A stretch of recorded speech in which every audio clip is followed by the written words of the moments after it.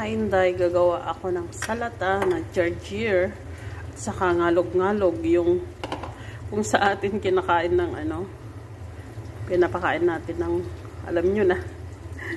Mahirap banggitin. Lagyan ko siya ng mushroom, kuman, at saka sibuyas. Nilagay ko na yung jarjir. Ilagay ko na din itong ngalog-ngalog.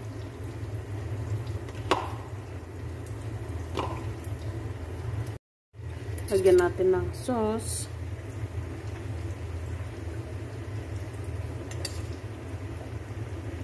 Ano lang naman to?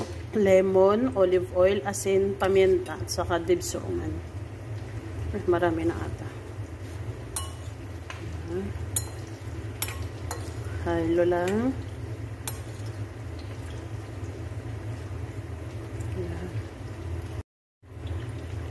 Natin ang sibuyas.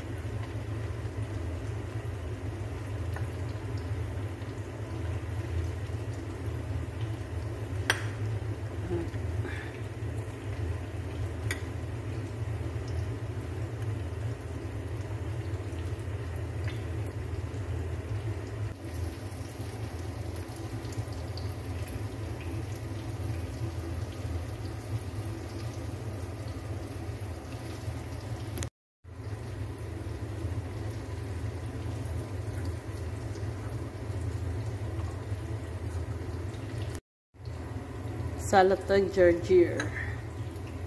Then, may salata jarjir.